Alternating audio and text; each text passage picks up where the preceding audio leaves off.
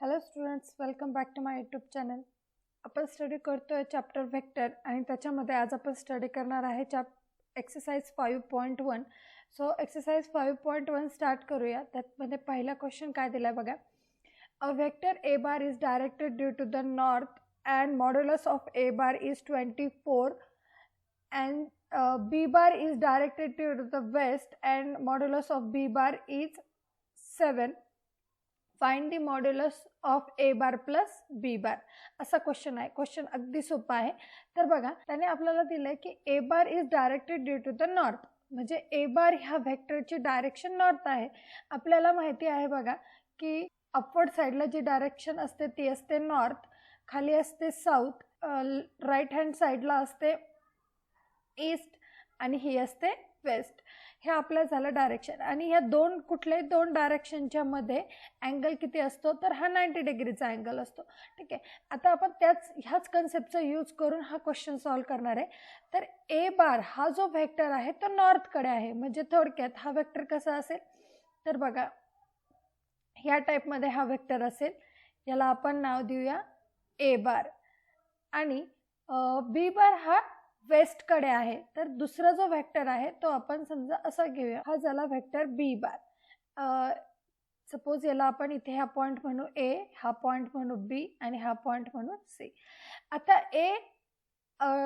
Vector A bar आणि b बार याच्यामध्ये हा 90 डिग्रीचा अँगल आहे. जर आपण ही थर्ड साईड काय केली, याला जॉईन केली असे, तर हा जो व्हेक्टर असेल हा रिझल्टंट व्हेक्टर म्हणजे असणार आहे आपलं रिक्वायर्ड आन्सर. आणि बाय द ट्रायंगल लॉ ही जी थर्ड साईड असते ती असते ए बार प्लस बी बार. तर आपल्याला जस्ट काय करायचं आहे, आपल्याला त्यांनी ह्या साईडच्या लेन्थ दिलेल्या आहेत, म्हणजे ए बीची व्हॅल्यू दिली आहे त्यांनी आपल्याला. तर बघा त्यांनी काय गिवन आहे आपल्याला, तर modulus of A bar is 24.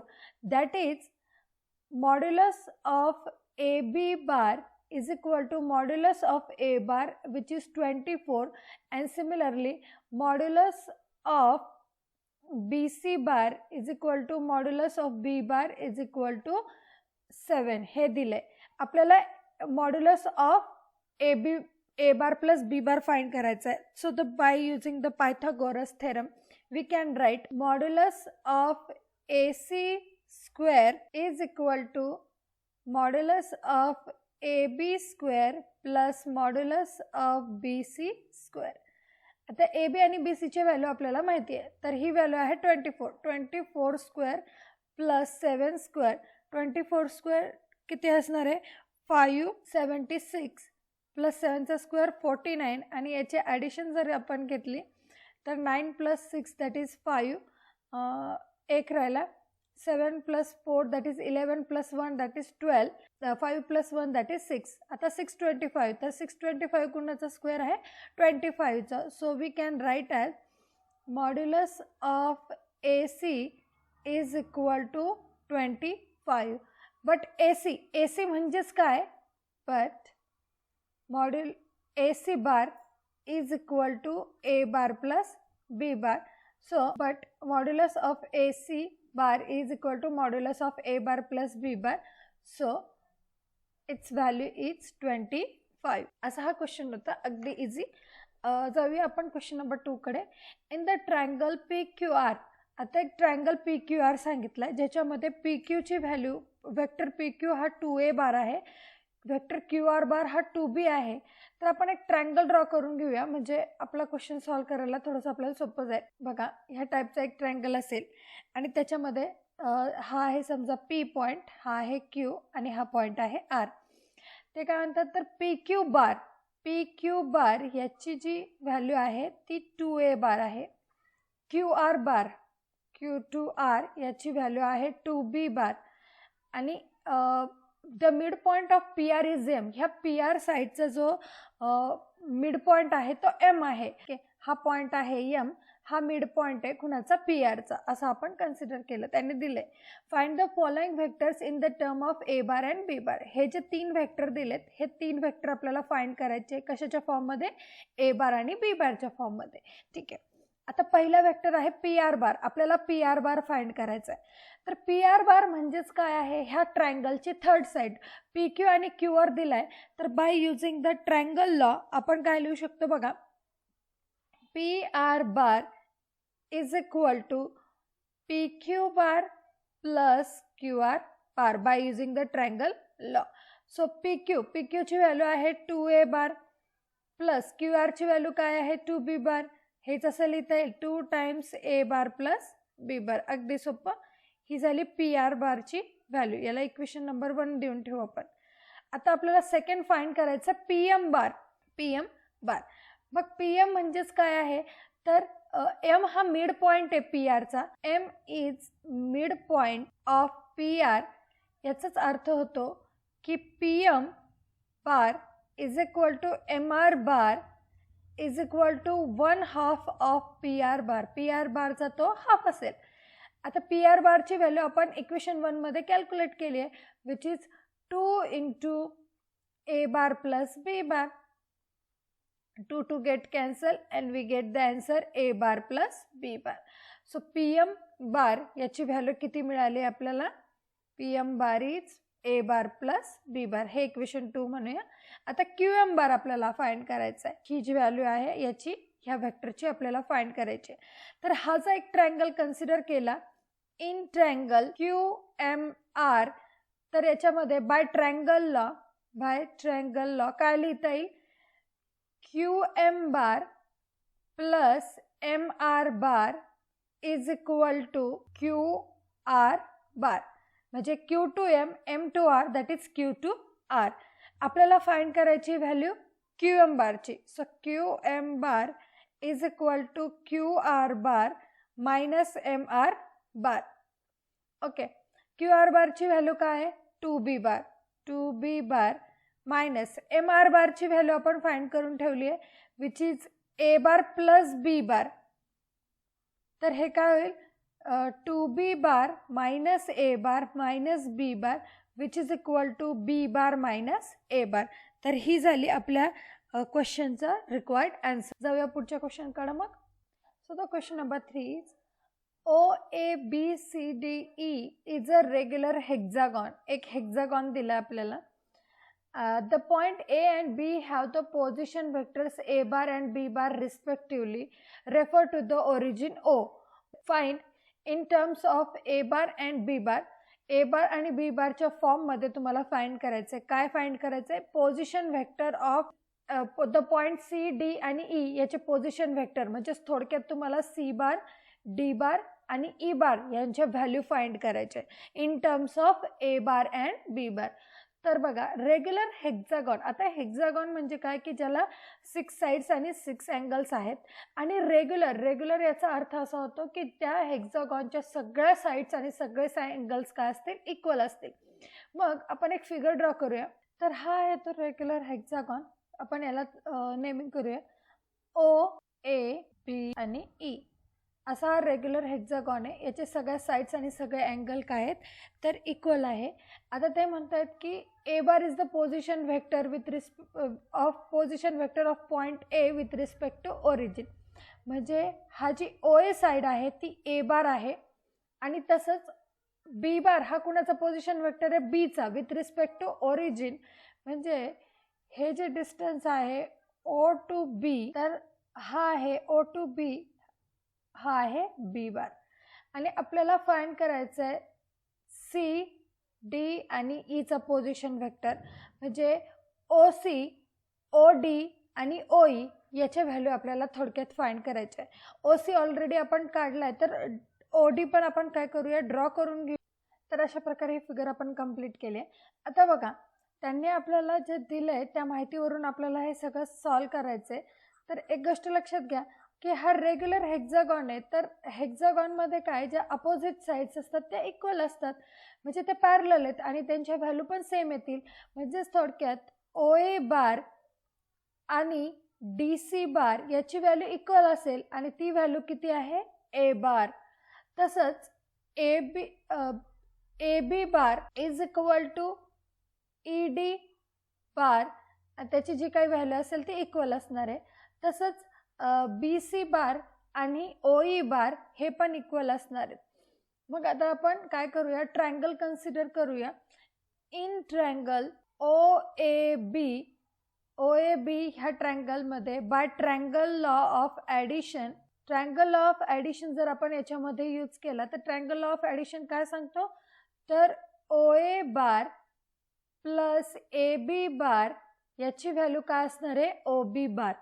But OB बारची व्हॅल्यू आपल्याला दिली आहे, OB बार आहे B बार, OA बार पण आपल्याला दिला आहे, त्याची व्हॅल्यू A बार आहे आणि AB बार आपल्याला फाइंड करायचा आहे. So AB bar is equal to B bar minus A bar, म्हणजे आपल्याला AB बारची व्हॅल्यू मिळाली B bar minus A bar. आपल्याला C चं पोझिशन वेक्टर काढायचं. आता इथे ज्या ह्या तिन्ही लाईन मीट होत आहे, हा जो मधला पॉइंट आहे याला समजा आपण एक पॉइंट कन्सिडर करू, M हा पॉइंट आहे.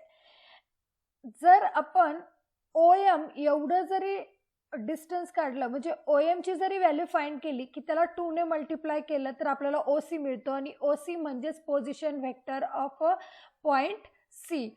ठीक आहे. तर मग आता बघा पॅरलेलोग्राम कन्सिडर करू आपण. पॅरलेलोग्राम कोणता पॅरलेलोग्राम, OABM याच्यामध्ये आपल्याला माहिती आहे की OA ची व्हॅल्यू आणि MB ची व्हॅल्यू इक्वल आहे, तशीच AB आणि OM याच्याही व्हॅल्यू इक्वल आहेत. therefore in the parallelogram OABM, OM value of OM bar is equal to AB bar आणि AB बारची व्हॅल्यू आपण फाइंड केली आहे B bar minus A bar. So OM बारची व्हॅल्यू झाली B bar minus A bar. आणि तसंच OC बारची व्हॅल्यू काय असेल, OC bar is 2 times OM bar, that is 2 times B bar minus A bar. So OC बार म्हणजेच काय आहे, तर position vector of a point C. So the position vector, तर OC चा पोझिशन वेक्टर काय मिळालं आपल्याला, 2B बार मायनस 2A बार. आता तसंच आपल्याला OD चं पोझिशन वेक्टर OD हा फाइंड करायचा आहे, म्हणजे D चं पोझिशन वेक्टर फाइंड करायचं आपल्याला. तर तो काय येणार आहे बघा, जर हा ट्रायंगल आपण कन्सिडर केला, कुठला ट्रायंगल, तर बघा OCD, तर बाय ट्रायंगलला OD बारची व्हॅल्यू ही काय असणार आहे, ही असेल OC बार प्लस CD बार. कशावरून, bye the triangle law of addition. आता आपल्याला माहिती आहे की OA आणि DC हे पॅरलल आहे. OA bar is parallel to DC bar, therefore value of OA bar is equal to DC bar. हे आपल्याला माहिती आहे. पण OA आणि DC, पण आपल्याला फाइंड करायचं आहे CD, आपल्याला CD बार पाहिजे. So CD bar is equal to minus of DC bar आणि DC बारचीच व्हॅल्यू किती आहे, A bar. So minus of A bar. Therefore OD bar can be written as OC आपण इथे फाइंड करून ठेवलाय बघा.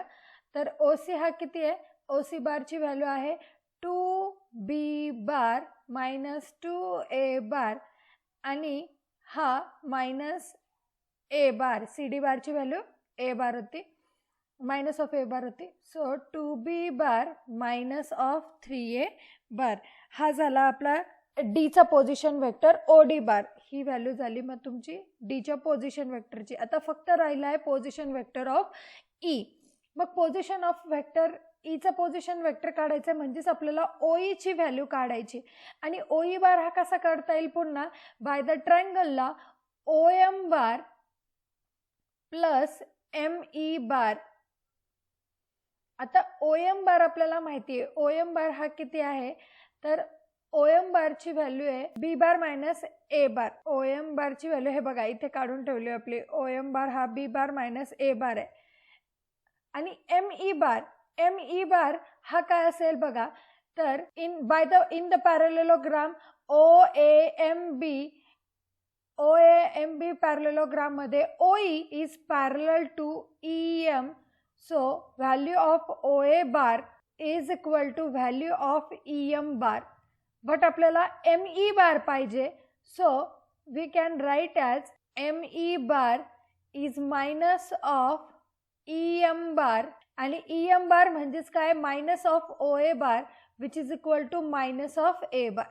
आता ह्या व्हॅल्यू फक्त आपल्याला इथे काय करायचे तर बघा ही एक व्हॅल्यू डार्क केलेली व्हॅल्यू आणि ही एक व्हॅल्यू आपल्याला इथे पुट करायचं आहे. सो OM बार किती होता B bar minus A bar आणि ME बारची व्हॅल्यू काय काढली आपण minus of A bar. So B bar minus 2A बार अशी झाली ही OE बारची व्हॅल्यू. म्हणजेच आपण हा ईचा पोझिशन वेक्टर फाइंड केला. तर आपलं रिक्वायर्ड आन्सर काय झालं बघा. तर पहिला आपल्याला फाइंड करायचं सीचं पोझिशन वेक्टर म्हणजे तो आला B bar minus 2B bar minus 2A बार. त्याच्यानंतर आपल्याला डीचा पोझिशन वेक्टर काढायचा होता. तो डीचा पोझिशन वेक्टर काय मिळाला आपल्याला 2B बार मायनस 3A बार आणि ईचा पोझिशन वेक्टर मिळाला B बार मायनस 2A बार. आता जाऊया पुढच्या क्वेश्चनकडे. मग क्वेश्चन नंबर 4. तर पुढचं नेक्स्ट क्वेश्चन आहे बघा. त्या क्वेश्चनमध्ये काय दिले ABCDEF is a regular hexagon. हा एक रेग्युलर हेक्झागॉन आहे. आपण त्याचं नेमिंग करूया. हा एक रेग्युलर हेक्झागॉन आहे. Show that AB bar plus AC bar plus AD bar plus AE bar plus AF bar is equal to 6 time AO bar and O is a center of hexagon. म्हणजे हा जो point आहे जिथे या सगळ्या line meet होत आहे हा पॉइंट O आहे. ED bar is equal to AB bar असं असेल. तसंच BC bar is equal to FE bar असं असेल. तसंच AF बार याची व्हॅल्यू किती असणार आहे CD बार. कारण ह्या काय आहेत opposite sides of the hexagon. तर मग ह्यांच्या सगळ्यांच्या व्हॅल्यू इक्वल असतील. मग आपण काय करूया एक एक ट्रायंगल कन्सिडर करू आणि by the triangle law of addition याचा यूज करणार आहे आपण. आता बघा in triangle ACD by the triangle law of addition काय लिहिता येईल आपल्याला AC bar plus CD bar is equal to याची व्हॅल्यू लिहिता येणार आहे आपल्याला AD बार. बट आत्ताच सांगितल्याप्रमाणे तर CD बारचीच व्हॅल्यू काय आहे AF बार. म्हणजे हे असं लिहिता येईल बघा AC बार प्लस AF बार. ठीक आहे. हा झाला. याला इक्वेशन 1 देऊया. आणि तसंच एक दुसरं ट्रायंगल कन्सिडर करू AED in triangle AED bye the triangle law of addition आपल्याला काय लिहिता येणार आहे तर AD बार याची व्हॅल्यू काय लिहिता येईल AD bar is AE bar plus ED bar. But AE bar plus ED म्हणजेच काय आहे इथे लिहिलं होतं बघा ED म्हणजेच काय आहे AB bar is equal to AB bar. याला इक्वेशन नंबर 2 म्हणूया. आता बघा हे जे आपल्याला विचारलंय जे प्रूव्ह करायचं त्याची लेफ्ट हँड साईड आपण कन्सिडर करू. Left hand side is AB bar plus AC bar plus AD bar plus AE bar plus AF बार हे आपण कन्सिडर केलं. आता बघा AC आणि AF म्हणजे AC बार आणि AF बार याची जर ॲडिशन केली तर त्याची व्हॅल्यू येते AD बार. ठीक आहे. मग आपण AC बार प्लस AF बार यांना एका ब्रॅकेटमध्ये टाकू आणि प्लस बघा पुढे AE आणि EB म्हणजेच AE बारला आणि AB बारला एका ब्रॅकेटमध्ये टाकलं तर याची पण व्हॅल्यू काय येणार आहे AD बार. कशावरून इक्वेशन 2 वरून. तर त्याला पण एक ब्रॅकेट टाकूया आपण AB बार प्लस AE बार हे पण एका ब्रॅकेटमध्ये घेतला आणि प्लस हा उरलेला AD bar as it is. Okay. By equation 1 and 2 AC bar plus AF बार याची व्हॅल्यू AD बार आहे. AB बार प्लस AE बार याचीही व्हॅल्यू AD बार आहे आणि हा उरलेला तिसरा AD बार म्हणजे टोटल झालं 3 टाइम्स AD बार. आता O हा काय AD बारचा हा मिड पॉइंट हेक्झागॉनचा हा काय सेंटर आहे. याचाच अर्थ काय होतो तर OA bar is equal to OD bar आणि याची व्हॅल्यू असते 2 टाइम्स AD बारची व्हॅल्यू काय असणार आहे मग AD बारची व्हॅल्यू ही असणार आहे AD bar is 2 times OD bar. AD bar is 2 times OD bar आणि आपल्याला काय मिळालं इथे इज इक्वल टू 3 AD बार मिळाला. म्हणजेच ही जर व्हॅल्यू आपण ही रिक्वायर्ड व्हॅल्यू याच्यामध्ये पुट केली AD ची व्हॅल्यू जर पुट केली तर आपल्याला मिळेल 3 into 2 times OD bar which is equal to 3 to the 6 OD bar. हे झालं आपलं required answer, that is the right hand side of a right hand side. तर 5th नंबरचा क्वेश्चन काय बघा. Check whether the vectors 2i plus 2j plus 3k and minus 3i plus 3j plus 2k and 3i plus 4k forms a triangle or not. ह्या तीन basically ह्या तीन साइडचे एक जर ट्रायंगल आपण असा कन्सिडर केला आणि ह्या ट्रायंगलला नाव देऊन टाकलं जर समजा ए बी आणि सी, तर ही जी हा पहिला वेक्टर आहे तर त्याला आपण काय कन्सिडर करूया. Let triangle A B C in triangle A B C A B बारची व्हॅल्यू आहे 2i plus 2j cap plus 3k cap. तसंच बी सी बारची व्हॅल्यू काय कन्सिडर करूया आपण, minus 3i cap plus 3j cap plus 2k cap. आणि ए C बारची value काय असेल मग, तर 3i cap plus 4k cap. ते म्हणतात की ह्या तिन्ही साईड मिळून ट्रायंगल फॉर्म करता की नाही हे आपल्याला व्हेरीफाय करायचं आहे. आता आपल्याला माहिती आहे की ट्रायंगलच्या दोन्ही side by the triangle law of addition काय सांगतो, तर ए B bar plus B C बार याचीच व्हॅल्यू असते ए सी बार. तर आपण चेक करूया मग या दोन साईडचे ॲडिशन ही तिसरी साईड येते की नाही.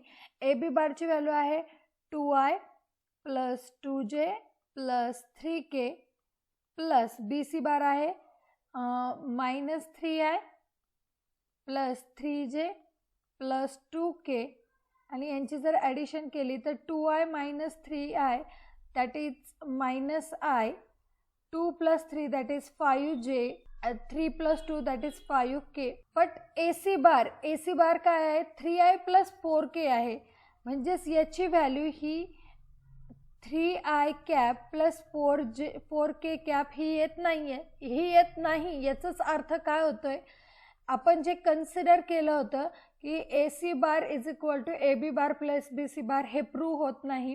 That is A C bar is not equal to A B bar plus B C बार.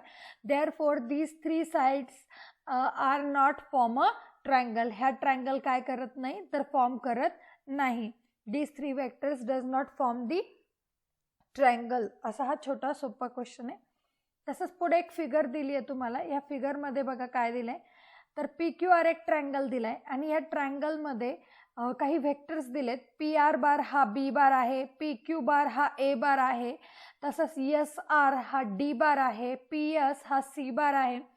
आणि त्यांनी सांगितलंय express C bar and D bar in the form of A bar and B bar. C bar ही value कुणाची आहे, तर C bar ही value आहे P S बारची. तसंच डी बार ही व्हॅल्यू कुणाची आहे, तर एस आर बार ह्या व्हेक्टरची ती व्हॅल्यू आहे. आणि आपल्याला फाइंड करायच्या ह्या पी एस बार आणि एस आर बारच्या value in terms of a and b, a bar आणि बी बार. बघा आता करूया. बघा in triangle PSR by the triangle law of addition आपण काय म्हणू शकतो, PS bar plus SR bar याचीच व्हॅल्यू काय आहे PR बार आहे. तर PS बार म्हणजे आहे C बार, SR आहे D बार आणि PR बारची व्हॅल्यू आहे B बार. याला एक इक्वेशन नंबर 1 म्हणूया. तसंच in the triangle PQS by triangle law of addition काय सांगतो, तर PS bar plus SQ bar याची व्हॅल्यू किती आहे, तर याची व्हॅल्यू आहे PQ बार. आता PQ बार म्हणजे A बार आहे, PS आहे C बार आणि SQ आहे मायनस D बार. म्हणजेच हे इक्वेशन नंबर 2 म्हणूया. आता इक्वेशन 1 आणि 2 ह्या दोघांची जर मी ॲडिशन घेतली, ॲडिंग 1 अँड 2 आपल्याला काय मिळतंय बघा, C bar plus D bar is equal to B bar and C bar minus D bar is equal to A bar. ह्या दोघांची जर आपण ॲडिशन घेतली तर D बार कॅन्सल होतोय. 2 times of C bar is equal to B bar plus A bar. आणि हेच आपल्याला असं लिहिता येईल, C बारची व्हॅल्यू मिळेल 1/2 of A bar plus 1/2 of B bar. जर ह्या 2ने काय केलं इकडे डिवाइड करून टाकलं तर 1/2 of A bar 1/2 of B bar ही आली सी बारची व्हॅल्यू. पहिला क्वेश्चन सॉल्व्ह झाला की c bar in terms of a and b आपण फाइंड करून टाकला. ही आपले रिक्वायर्ड आन्सर झालं सी बारचं. तसंच आपल्याला डी बार पण फाइंड करायचं आहे. तर आता ही सी बारची व्हॅल्यू काय करूया आपण, using value of c bar in equation 2 मध्ये टाकली. तर सी बार म्हणजे आहे 1/2 of A bar plus 1/2 of B bar minus d bar is equal to a bar. आता डी राईट हँड साईडला लिहा आणि ए लेफ्ट हँड साईडला आणा. So 1/2 of A bar plus 1/2 of B bar minus A bar is equal to D bar. आणि हेच आपल्याला कसं लिहिता येईल, डी बार इज इक्वल टू, बघा हा 1/2 आणि मायनस ए म्हणजे हे झालं मायनस 1/2 ए बार आणि 1/2 ऑफ बी बार हा आहे तसंच. म्हणजे थोडक्यात हे असं लिहिता येईल b bar 1/2 of B bar minus A bar 1/2 of A bar. तर ही झाली आपल्या डी बारची व्हॅल्यू. तर आता पुढचा क्वेश्चन आहे 7 नंबरचा, तो बघूया. ॲक्च्युली नंबरिंग थोडंसं बुकमध्ये चुकलं आहे. Find a vector in the direction of A bar. A bar दिला आहे आपल्याला. ए बारची व्हॅल्यू काय दिली आहे, i cap minus 2j cap. आणि एक वेक्टर फाइंड करायचा ह्या ए बारच्या along that has a magnitude 7 unit. की असा वेक्टर फाइंड करा, कुठे फाइंड करायचा, ह्या ए बारच्या अलॉंग ज्याची मॅग्निट्यूड 7 युनिट आहे. मग आता आपण पहिले काय करू, हा ए बार दिलाय ना, तर याच्या आपल्याला माहिती की प्रत्येक वेक्टरच्या अलॉंग एक युनिट वेक्टर असतो. मग a cap be a unit vector along a bar. मग या ए बारच्या अलॉंग एक युनिट वेक्टर आहे ए कॅप. मग ए कॅपची व्हॅल्यू आपल्याला कशी फाइंड करता येते, तर ए bar upon modulus of A bar. ए बारची व्हॅल्यू आपल्याला माहिती आहे किती दिली आहे, i cap minus 2j cap. आणि मॉड्युलस ऑफ ए बार कसं फाइंड करणार, तर मॉड्युलसचा फॉर्म्युला असतो coefficient of I that is 1 square plus coefficient of j that is -2 its square which is equal to I cap minus 2j cap upon under root 1चा square 1 2चा square 4. So it becomes 1 by root 5 into I cap minus 2j cap. ही कशाची value झाली, A cap. A cap हा एक आहे unit vector along the a bar. मग a cap हा जर एच्या along असेल, जर मी फक्त 7ने मल्टिप्लाय करून टाकलं तर हा काय होईल, आपला required vector. Therefore 7 into a cap is a required vector along a bar. मग 7 into ए कॅपची व्हॅल्यू किती फाइंड केली आपण, 1 by root 5 into I cap minus 2j cap. मग 7 into root 5 that is 7 upon root 5 I cap minus 7 to the 14 upon root 5 into j cap. हा आहे आपला 7a cap. म्हणजेच हा रिक्वायर्ड वेक्टर जो काय आहे ए बारच्या अलॉंग आहे आणि ज्याची मॅग्निट्यूड किती आहे 7 आहे. असा हा झाला रिक्वायर्ड वेक्टर आणि हे झालं आपलं रिक्वायर्ड आन्सर. पुढे क्वेश्चन दिलाय 8. Find the distance from point दिलाय. समजा आपण याला ए पॉइंट कन्सिडर करूया. ए पॉइंट कन्सिडर केला 4 - 2 6 each of the following the XY plane. म्हणजे ह्या पॉइंटचं XY प्लेन पासूनचं डिस्टन्स. आता ह्या पॉइंटचं XY प्लेन पासूनचं जे डिस्टन्स असेल ते काय असणार आहे, त्याचं Z coordinate of point A from XY plane is, हे डिस्टन्स काय असतं नेहमी झेड कोऑर्डिनेट. आणि झेड कोऑर्डिनेट किती दिला आहे आपल्याला 6. सो इट्स व्हॅल्यू इज, तसंच distance of a point A from YZ plane. YZ plane पासून जर डिस्टन्स काढायचा असेल तर ते काय असतं, मॉड्युलस ऑफ x. आणि x हा कोऑर्डिनेट किती दिला आहे 4. सो हे आन्सर झालं 4. तसंच distance of a point A from, तर तो आहे XZ प्लेन. XZ प्लेन पासूनचं डिस्टन्स हे असेल y कोऑर्डिनेट एवढं आणि y कोऑर्डिनेट दिलाय -2. अगदी सोपं क्वेश्चन आहे. आता याचं डिस्टन्स x ॲक्सिस पासून डिस्टन्स काढायचं आहे. तर distance of a point A from x axis हे डिस्टन्स किती असतं, तर अंडर रूट एक्स ॲक्सिस पासून डिस्टन्स काढायचं असेल तर Y square plus Z square. आता थोडक्यात ही व्हॅल्यू आहे एक्स, वाय आणि झेड. तर मग वायची व्हॅल्यू किती आहे, -2. -2चा स्क्वेअर आला 4 आणि झेडचा स्क्वेअर म्हणजे 6चा square which is 36. That is 36 plus 4 that is 40. Under root 40 हे डिस्टन्स आला अंडर रूट 40. हेच तुम्ही लिहू शकता 2 इंटू अंडर रूट 10. तसंच distance from the Y axis, Y axis पासून डिस्टन्स किती असेल, मग वाय ॲक्सिस पासून डिस्टन्स असेल under root X square plus Z square. एक्सची व्हॅल्यू आहे 4, 4चा स्क्वेअर झाला 4 स्क्वेअर दॅट इज 16 आणि झेडचा square that is 36 and the answer is 36 plus 16 that is 52 under root 52 which is equal to 2 into under root 13. म्हणजे 13 4 जा 52 येतं आणि 4चा स्क्वेअर रूट काढला तर ते 2 येईल. आणि तसं झेड ॲक्सिस पासूनचा डिस्टन्स किती असेल, तर Z distance of a point from the axis Z हे डिस्टन्स असेल under root X square plus Y square आणि एक्सची व्हॅल्यू आहे 4, 4चा स्क्वेअर प्लस वायची व्हॅल्यू आहे -2, -2चा स्क्वेअर म्हणजे हे आन्सर आलं 4चा स्क्वेअर झाला 16 आणि 2चा स्क्वेअर झाला 4. 16 plus 4 that is 20 under root 20 म्हणजे 4 इंटू 5 दॅट इज 2 रूट 5. तर हे झालं रिक्वायर्ड आन्सर. त्याचे सगळे X Y plane, Y Z plane, X Z प्लेनपासूनचं अंतर आणि एक्स वाय झेड ह्या ॲक्सिसपासूनचे अंतर. आता पुढचा क्वेश्चन नंबर 9 घेऊया. हा पण त्याच टाईपमधला क्वेश्चन आहे, अगदी त्याच मेथडमधला क्वेश्चन आहे बघा. Find the coordinate of the point which are located. आता कोऑर्डिनेट्स काढायचेत आपल्याला एका पॉईंटचे. फक्त त्यांनी आता तो पॉईंट कसा आहे हे इथे वर्डमध्ये एक्सप्लेन करून सांगितले बघा. 3 units behind the Y Z plane. पहिले आपण काय करू, एक्स वाय झेड प्लेन हे सगळं ड्रॉ करून घेऊ म्हणजे आपल्याला समजायला सोपं जाईल. ठीक आहे, तर आपल्याला माहिती आहे हा असतो एक्स ॲक्सिस, ही असते वाय ॲक्सिस आणि ही असते झेड ॲक्सिस. आता हा आहे आपला ओरिजिन. ही जी डॉटेड लाईन दिसतीये ही असते negative of x.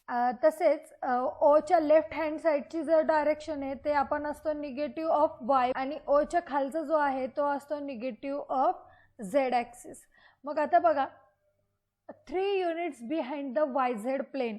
Y Z plane म्हणजे कोणता, हा सगळा प्लेन जो आहे बघा, हा जो सगळा प्लेन आहे हा वाय झेड प्लेन आहे. Behind the Y Z plane, behind म्हणजे मागे. आता 3 units behind the Y Z plane म्हणजे एक्स ॲक्सिसवर 3 युनिट्स, पण बिहाइंड म्हटलं याचा अर्थ निगेटिव्ह एक्स ॲक्सिस. म्हणजे एक्स ॲक्सिसवर 3 युनिट्स, कुठे निगेटिव्ह एक्स ॲक्सिसवर 3 युनिट. म्हणजेच पहिला कोऑर्डिनेट काय झाला आपला, तर पहिला कोऑर्डिनेट झाला -3. तसंच 4 units right of X Z plane. X Z plane म्हणजे कोणता प्लेन आहे, तर बघा हा जो प्लेन आहे हा प्लेन जो आहे तो एक्स झेड प्लेन आहे आणि ह्या एक्स झेड प्लेनवर ते काय म्हणतात 4 units to the right. Right म्हणजे पॉझिटिव्ह वाय ॲक्सिसवर 4 युनिट म्हणजे वाय कोऑर्डिनेट मिळाला आपल्याला इज 4 युनिट्स. आणि तसंच 5 units above the X Y plane. आता एक्स वाय प्लेन म्हणजे कोणता प्लेन, तर बघा हा जो प्लेन आहे सगळा हा एक्स वाय प्लेन आहे आणि याच्यावर ते म्हणतात की अबोव म्हणजे झेड ॲक्सिसवर आपल्याला किती करायचं आहे 5 युनिट्स. म्हणजेच झेड कोऑर्डिनेट आपल्याला मिळाला. झेड कोऑर्डिनेट असेल हा असेल 5 युनिट्स. म्हणजेच एक्सची व्हॅल्यू झाली -3, वायची व्हॅल्यू झाली 4 आणि झेडची व्हॅल्यू झाली 5. असा हा पहिला ए क्वेश्चन सॉल्व्ह झाला. तसंच आता दुसरा क्वेश्चन काय, in a Y Z plain.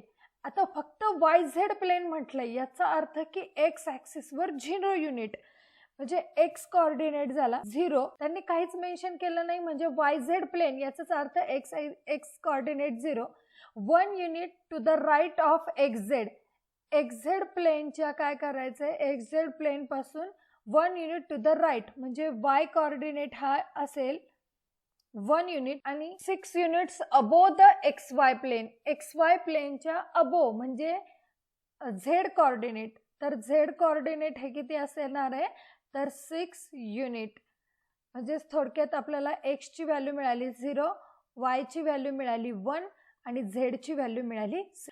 आणि असा झाला क्वेश्चन नंबर 9. तो आपण बघूया नेक्स्ट व्हिडिओमध्ये मग.